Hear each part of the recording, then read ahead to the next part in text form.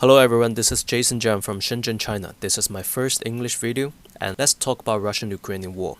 In early May, more and more Russian troops are gathering in the north. The Ukrainians report says the Russian Civil Operational Group has already been formed up. It has up to 50,000 personnel, around 400 tanks and 1,000 combat vehicles, and 2 Iskander missile systems have already been deployed. So what are the Russians thinking about? Are they trying to attack Kharkiv? I don't think so. Kharkiv is a city with 1.4 million people. 50,000 men is not enough. But the Russians may be thinking about another target, Izum. We can see there are 2 rivers here, Severodonetsk River and Oski River. Between these rivers, these are mainly open terrain. And this is where the Ukrainians beat the Russians in September 2022. If the Russians retake this area, they will be able to flank Kupiansk and also across the river from Izum, so that they can attack Slavyansk in the future. This is a very attractive target for the Russians. Let's see if the Russians will attack from the north. And in Luhansk front, the Russians continue pushing, and in early May they captured 2 villages. One is Kislivka and the other is Kotlyarivka. And along this road they will be able to reach Oski River. But are they planning to do that? I don't think so. Looks like the Russians are trying to pin down these Ukrainian troops. You see, there are still a lot of troops here in Luhansk front. The Russians don't want them to go south in Avdiivka, and I think that these Ukrainians don't want to go there as well. Think about that. If you are the Ukrainians, do you want to stay here or go south to fight those crazy nuts in Avdiivka? Easy choice, right? So I don't see any major offensive from this side. And let's talk about Bakhmut front.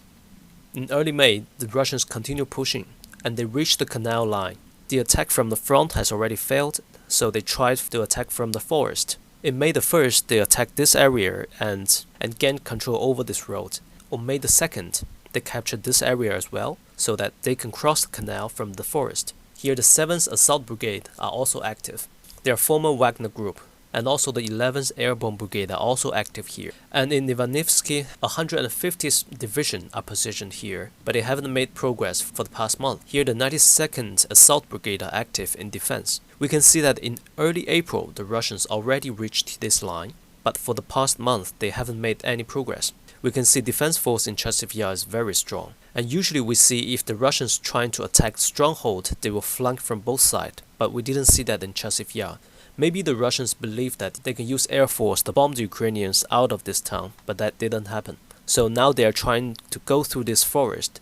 If they cross the canal and occupy this forest, they will be able to reach the city from the south. Here we saw a very important transfer, the 76th Guard Air Assault Division. This is one of the most active troops throughout the war. In the beginning they fought in the Battle of Kiev, and then the Battle of Severodonetsk, Kherson, and also the Crimea, and also the 2023 offensive in Tokmak. In early May, there's Ukrainian report said 76th Airborne Division is transferring to Bakhmut. I'm still verifying this information. If that is true, maybe the Russians are planning some new offensive in this front. We will see. And now let's go south to Avdiivka front. We can see that the Avdiivka front is now almost connecting with Bakhmut front. In early May, the offensive continues.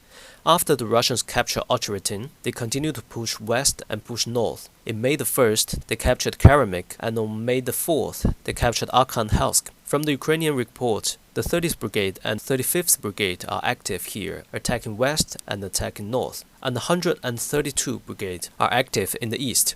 These are the former Donetsk People's Army. I still use their logo, so it's easier to recognize. And also the 15th Brigade and 55th Brigade are attacking to the west. Their target may be Sokil and this river line.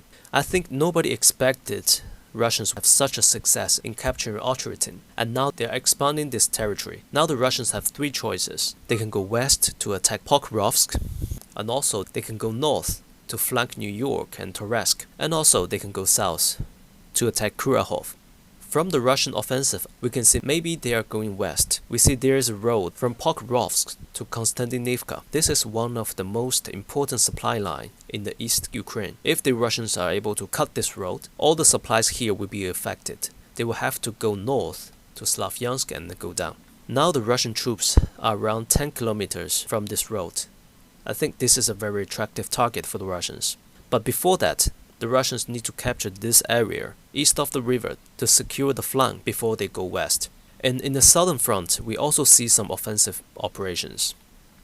On May the 8th, the Russians continued pushing and entered the Staromayorsk. This is one of the towns taken by Ukrainians in the summer offensive 2023. And also, in Robotyne direction, the Russians continued pushing and captured around 50% of the town. And I think just like the Luhansk front, here the two offensives are not major offensive. The Russians are trying to pin down the Ukrainians here. Why are they trying to do that? Maybe the Russians are planning something big. They're planning a big offensive in the coming days or coming weeks. So they're trying to engage as many as Ukrainian troops here so that they will not be able to go east to reinforce the line here. In the coming days, we will be able to see more offensive from this area, and we will be able to see what is the real target of the Russians.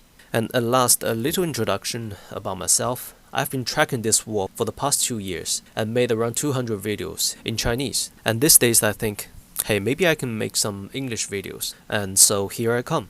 And I hope you like my video, and thank you for your support, and see you next time.